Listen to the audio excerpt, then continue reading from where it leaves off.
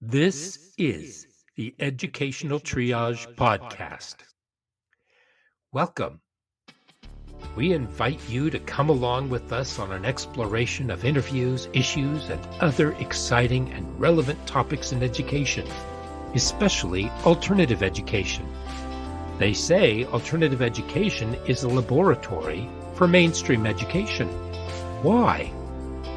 Well, join us every week and listen in as Philip Summers Aloha. and I, Tony Hunt, jump in feet first to discuss issues that may affect our classes, students, communities, as well as our teaching. Please subscribe if you enjoy and find relevance in what you experience here. And if you haven't left a quick review, please do. We appreciate your candor and insights so we can improve as we move forward. Now, let's see what's on board today.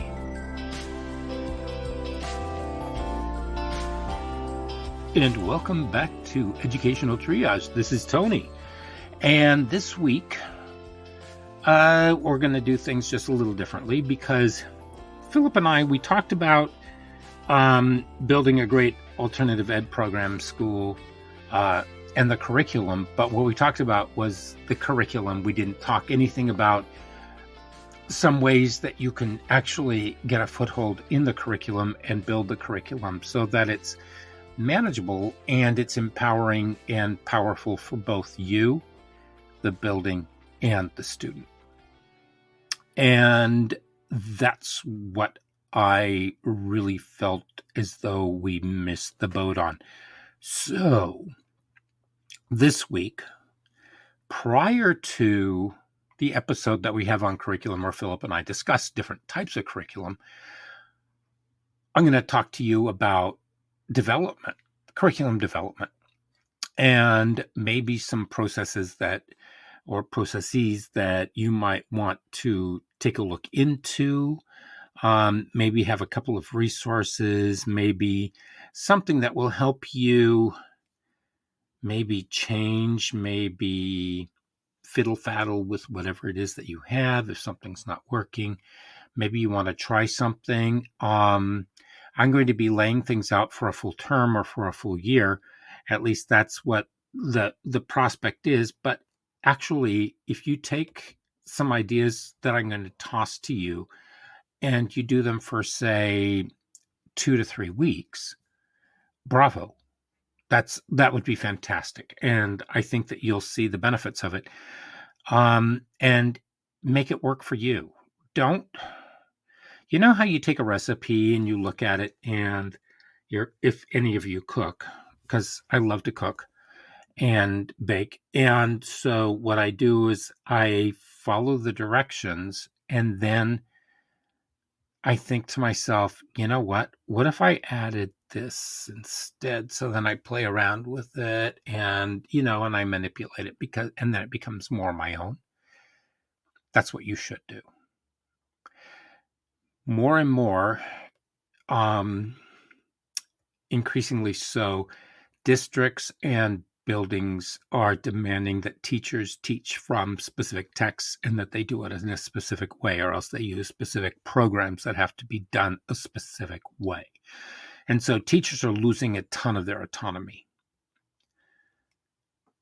This gives you autonomy and it gives the students autonomy. In fact, this is very empowering. And why that is, it all has to do with assessment. It all has to do with schools demanding that specific things are taught to students. I am of the mind, and I've been very successful with my students in that they learn how to extrapolate information from what they're reading. They learn how to do maths. They learn how to take part in sciences, and they learn those things. If you are doing a good job of teaching the materials that the students are supposed to learn, and you work with the students in order to get them to where they need to be for their learning, and you're not paying attention to what other people are demanding that you do for a test, but you're doing your job, which 98% of you want to be able to do, and 98% of you are incredible with your jobs, you'll get the students there. when you are told what you will teach and how you will teach it, then everything becomes bland and the students see it and nobody really wants to participate in that. And so learning might not come along and it's not as exciting. You have less engagement with it. So play along with me today. Let's take a look and let's see what we have. All right. Curriculum, is the foundation of the school. And you can have the people, the building, and the books, but unless you have the curriculum that is going to jibe with the students and the teachers, you don't have very much at all. You really don't. It's because curriculum is the mapping and the direction of the materials and working with them that blends them into a cohesive substance that can be digested and filtered by everybody involved. This includes the students, the staff, and everybody in the community that comes into contact with the people using it. So I want you to think about this. Let's play travel agent. All right? Because we all know the destination, and that's the goal. But the journey is decided by whom? Do the materials and books determine the journey? Does the administration determine the journey? Does the teacher, the staff, community, or the student? This all depends on how you operate. Okay? For the most part, a good alternative education program focuses on the student, and they are the central part, and everything is about the student. Now, maybe you need to poke and prod and do whatever you do in order to get them there, but we will focus on the student, and we are going to guide them along the way. So a great deal has also been said about integrated curriculum, and that's what we're going to operate as though we're doing. So this is a system in which the student participation would project towards a specific goal. For instance, a project in which they could demonstrate an outcome. So think of it as an experiment. Think of it as they have a hypothesis and they have observed and they make an educated guess. And so they're going to do an experiment on that. Students are then going to focus on elements that they would need in order to fulfill the steps of the project. So let's use an example of creating and generating power using photosynthesis. Now, maybe that's like going way out on a limb, but plants do it and they're able to survive through photosynthesis because of sunlight. Now, if you can generate some kind of power from a form of photosynthesis, I mean, we're thinking solar panels, but let's go with a cleaner way of doing it because we also know that they use rare earth minerals, and the mining of rare earth minerals is not so clean. So, and think about that first describer, that first adjective of the name of the minerals, which is rare. So that doesn't mean that they are in abundance. So if we're going to go, why can't we look at photosynthesis? Why not? I mean, it's just something that they can explore, they can look at, and we can see.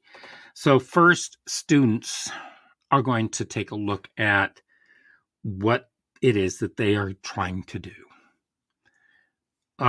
They also need to figure out the steps, what resources they need, what skills they need to demonstrate.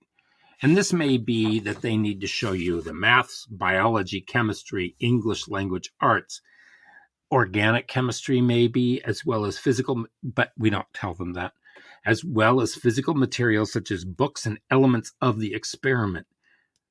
They'll also need to work together. Let's say that there might be a team of them that want to do this, and they're going to have to journal.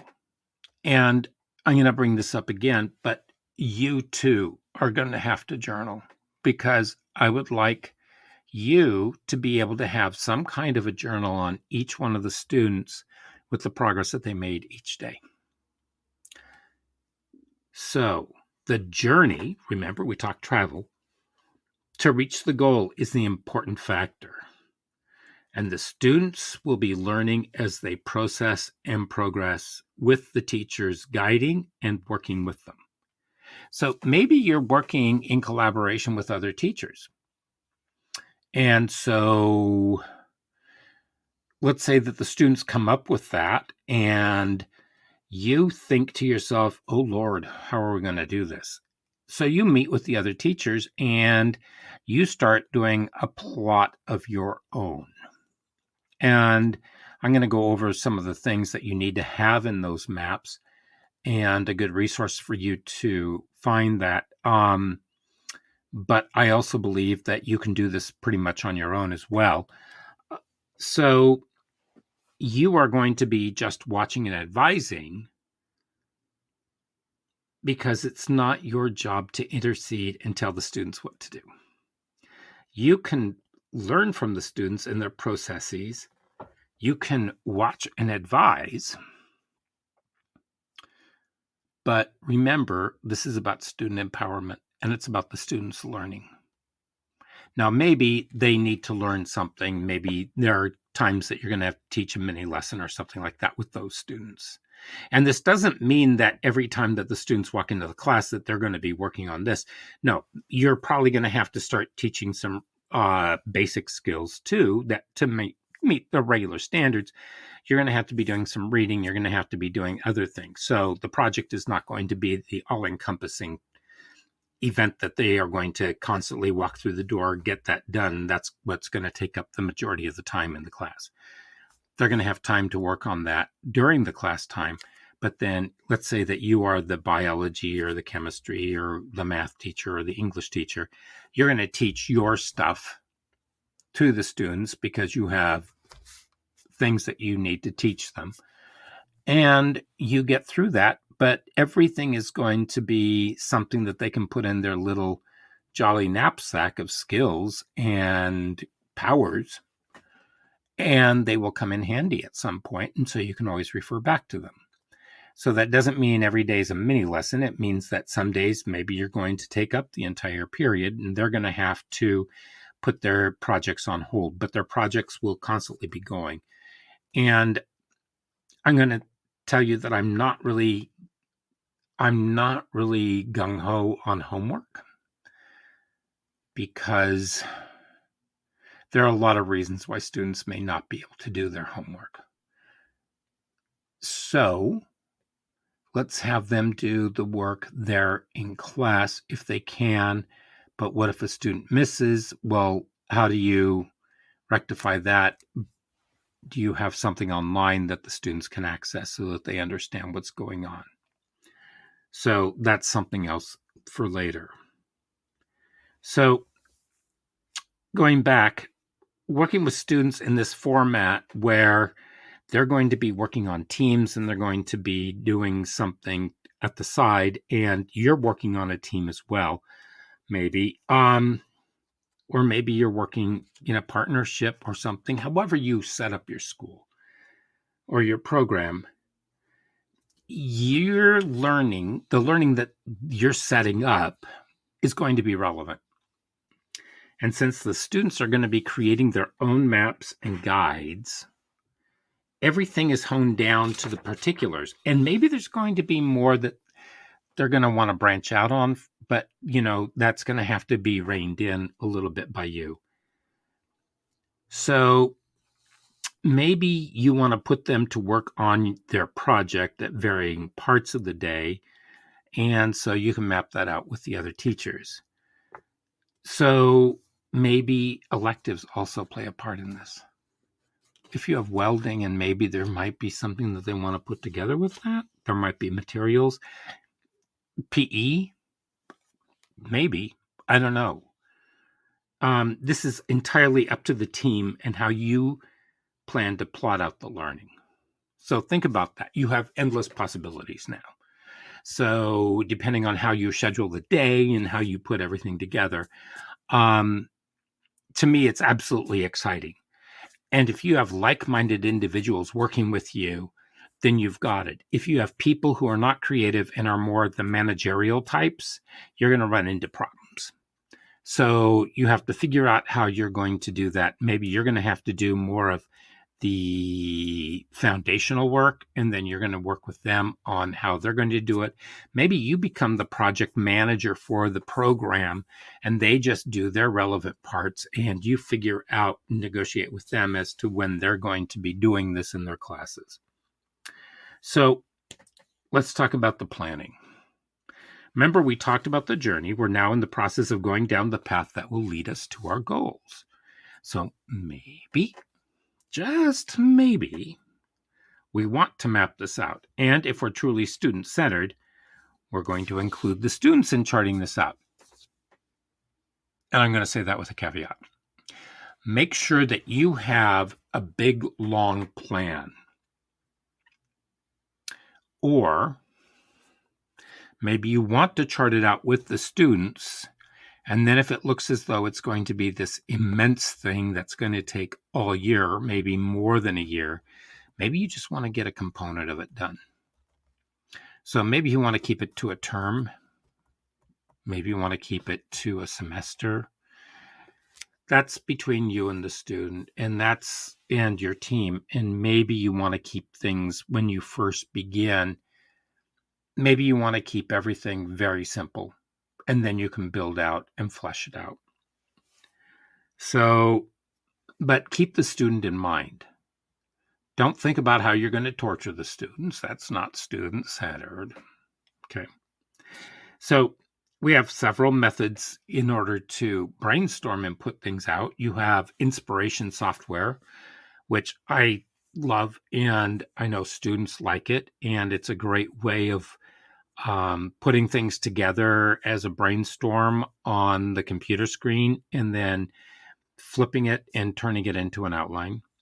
You could use lucid charts, which districts can get. They have a way of doing things so that you can figure out different ways of putting together systems. And there are others that I'm sure that maybe you have that you found. There may be something that has come into your hands from somebody. There are so many different programs that are out there. Use whatever is most comfortable for you and will work best for your students. So you figure out what the unit, the project, the theme, or what have you is going to produce, what understanding, what abilities, and what are your projected outcomes. In other words, where do you want to be at the end? And maybe you already have a great understanding of your population, and you can put together the year's goals and outcomes. If you can project those, then you can begin to work your way backward. The rationale for this is pretty simple. You know where you want to be, and now you got to figure out how you're going to get there. So now you begin to make the travel plans with the students, because maybe the student doesn't want to fly there. Maybe the student wants to take a little rowboat and go island to island, island to island, island. Maybe they want to hike. Maybe they want to mountain bike. This is all figurative, but I'm sure you catch my drift. Okay. So how and when do you involve the students? Well, that's entirely up to you, but it's better to do it too soon than too late, because you don't want to be doing all the work and then telling them that this is how they're going to do it. No. They need to have a say in how they're going to do it. So let's say you have the standards for your freshman students, because it's easier to work from a population we know and love. Now, begin to piece together each quarter as you would. What benchmarks would you consider that they need to hit?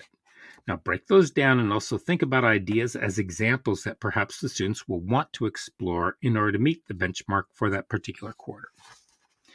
So if you go through the standards, you should be able to find what those are, right? So don't overshoot. Don't make it too mushy. Just keep it really simple and plain. And this is negotiation time. Can they filter those standards into their project? Same thing can be said for biology, for algebra, geometry. Maybe they're going to do a little bit of advanced mathematics, and then, what do they need to do in order to get there? The reason why I say that maybe they will, I want you to think back to the movie October Sky,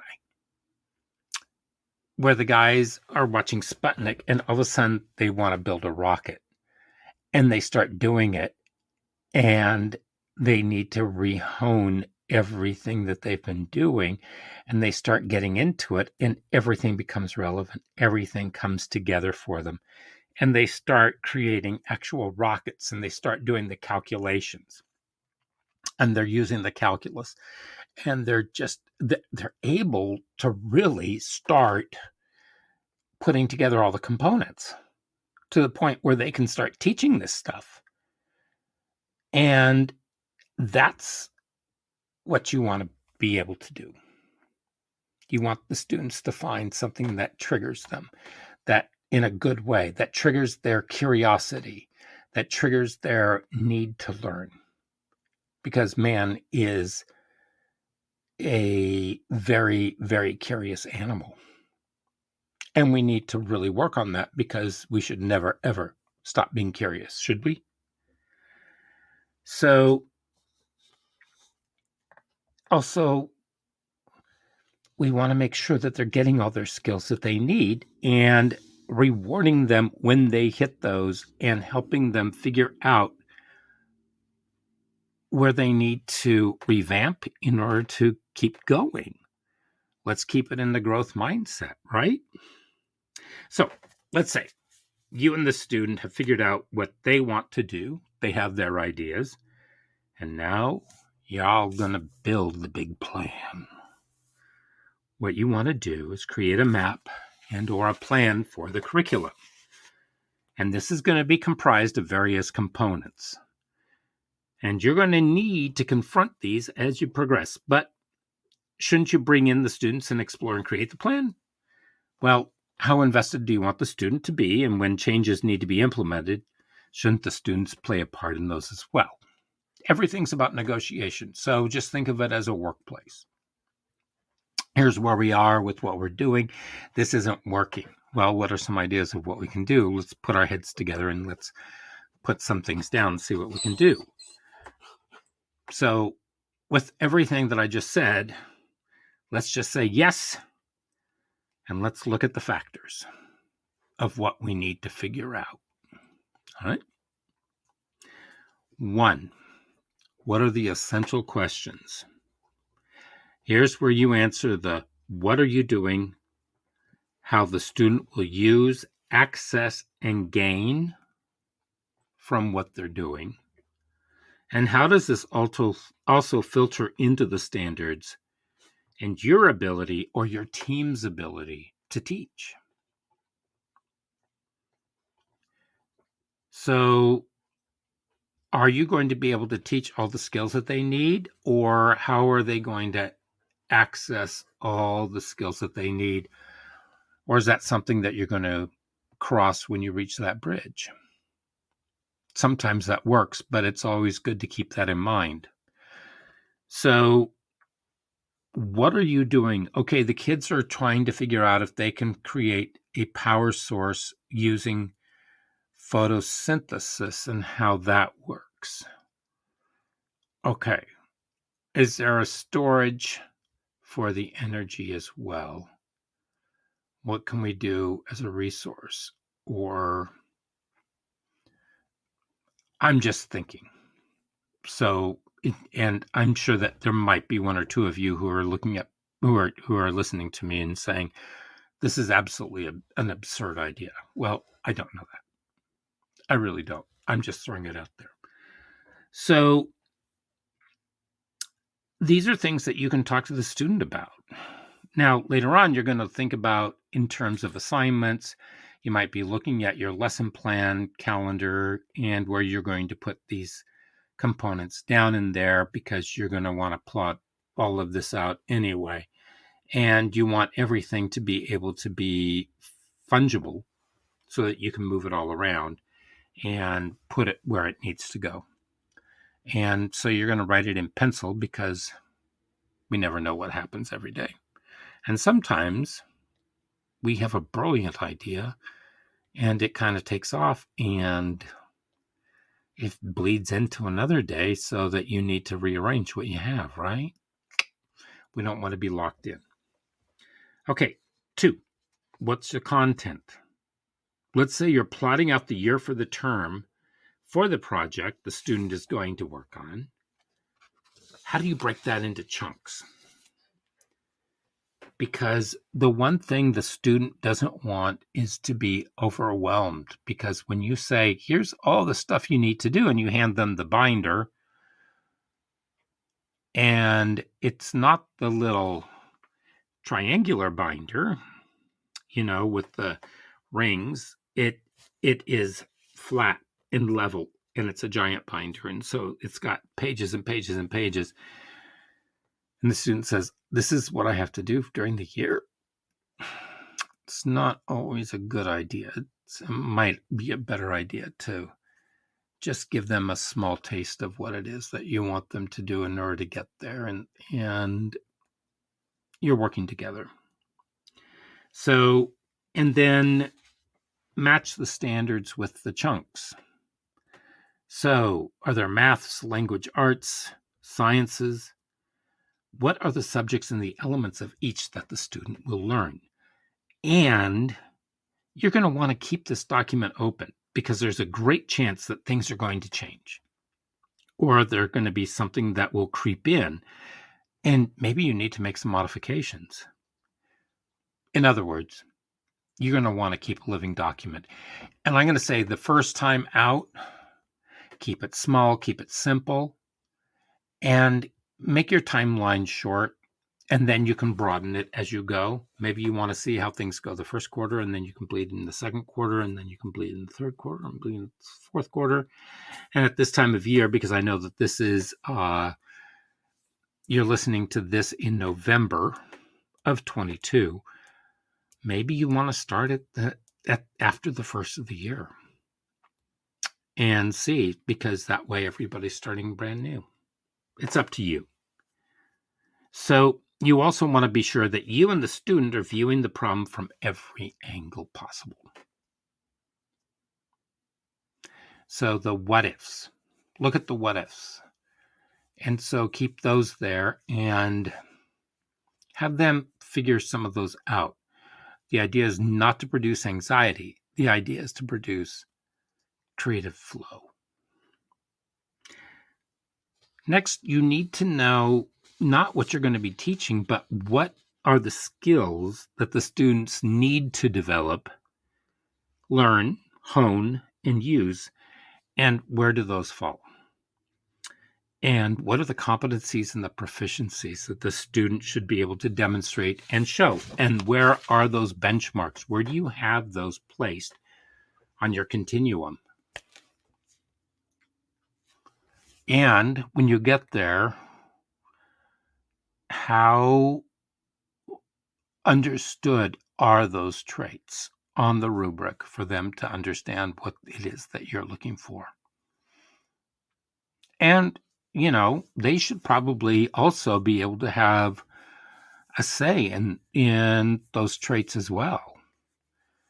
The whole idea is to produce some kind of autonomy, some kind of accountability, that the student is also in charge of their own assessment, as well as you. And you have a project that is going somewhere where you're all learning. And it's exciting. So, and then you also need to have evidence of attainment for each of those competencies and proficiencies. So And then what are the timelines? Do you have a short continuum? By this time, let's go for this, and then we can determine what the next benchmark is. Because once you get going and then they start feeling more confident with how they're doing everything, yeah, then you're going to be there. So, what resources are necessary for each step of the process and the project? What's the calendar? What are the obstacles? And we also need record keeping. That's going to be one of the big pieces. How well are they taking records? So at the end of each class, every time that they work on it, or if they're discussing it, they should be keeping a journal. And I don't mean the team. Let's say that we have Willie, Bobby, Nellie, and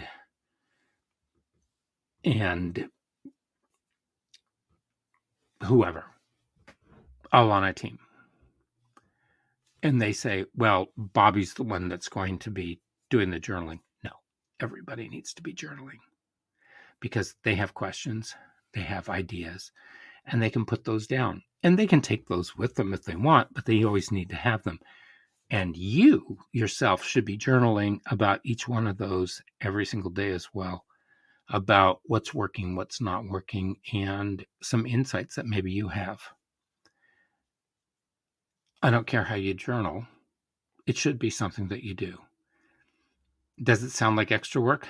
Maybe, but you can be journaling while you're working with them too, and just adding notes into that journal. Okay?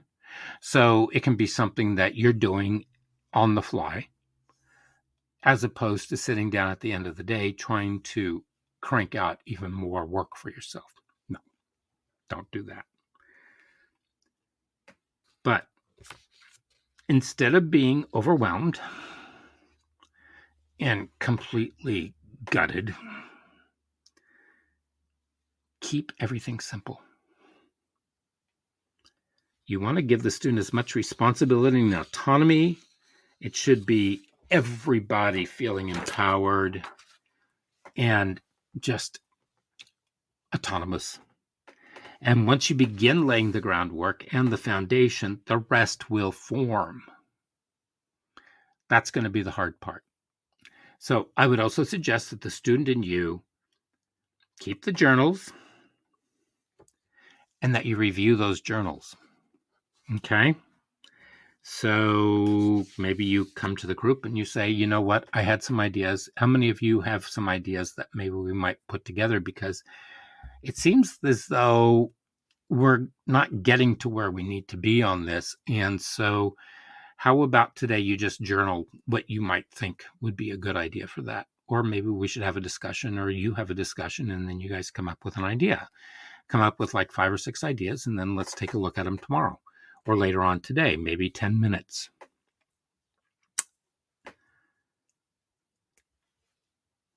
As you progress, you're learning how to put together a formula that's going to work for you in the future.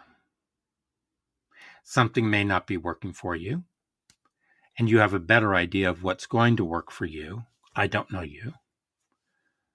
You know you. And that's what's going to work best for you. I can only give you X, Y, and Z and say, here's a way to try this and put this together so that you can help your students be successful while you're trying something new and you're putting it together as well. It sounds like a lot of groundwork. It is. But as a teacher, you know what you're doing.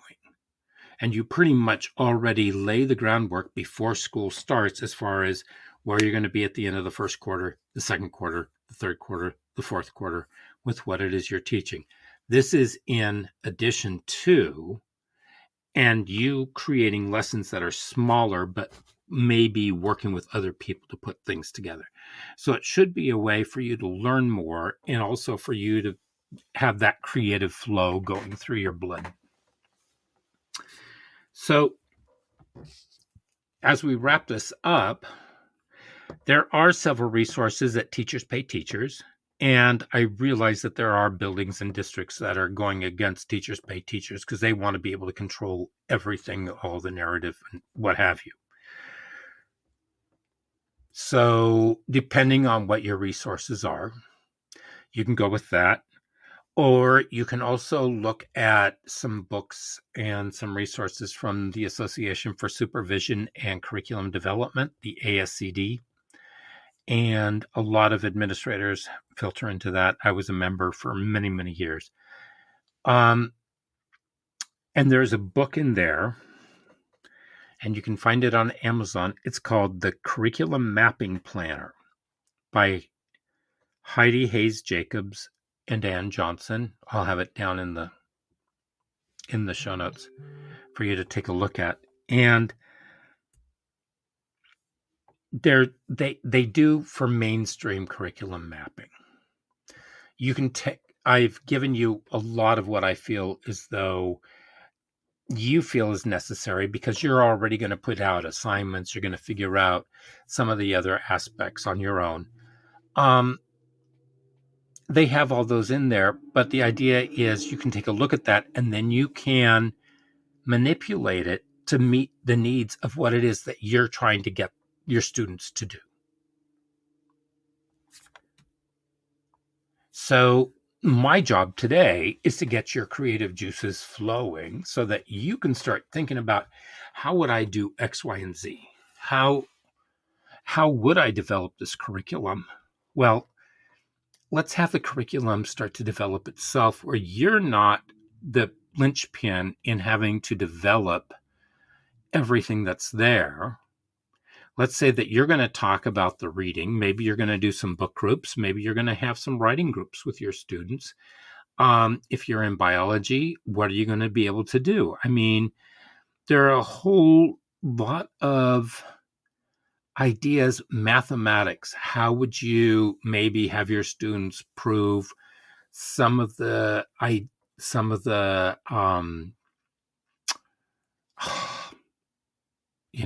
I'm at a loss for the word. The content that you're going for, the concepts. There we are. Sorry. How are they going to prove those concepts so that they can show them and they're going to be there? Some kids might be able to do it in a journal where they can explain those. That's not going to work for every student because you have students who are told that they need to do that. Well, they're going to do it, but that's not going to help them learn it. What's the best way for each student to figure it out? And you tell the students they need to come in with some form that's going to work for them for that day and help them start figuring out what their best way of learning is. What are their multiple intelligences? When you're differentiating curriculum, how do you do that? That's what this is all about. You're having them differentiate the curriculum to themselves. Also, use the universal design for learning. When you put all of these factors all together, they combust. And when they combust, it's like Albus Dumbledore has waved his wand and poof, you have something magical. Even if it's not what you would consider to be a grand success, the amount of learning that the students have received with the investment is incalculable. It's fantastic. So I'm going to leave you with that. And I'm going to say, if you have questions, go ahead and email me, educationaltriage@gmail.com. And we will figure this out. But one of the best things that I've ever done was stray away from the regular curriculum, have my students invest their time and take on autonomy and figure things out with me guiding them, not telling them, me advising them, not telling them, having them make some choices. But they always know what if you do this, then this, if you do this, then that, Let's think this whole thing through. And it's what Heidi Hayes Jacobs and Ann Johnson call the flip coin, where you look at both sides of the coin. Take a look at that. Take a look at it for yourself. Think on it. And good luck. And next week, Philip and I will be talking about different ways that we have taught and different ideas for curriculum, so that might be able to spark something in you as well. Okay? Thank you so much for your attendance. Thank you so much for listening. And I am going to say, have a fantastic time. Goodbye.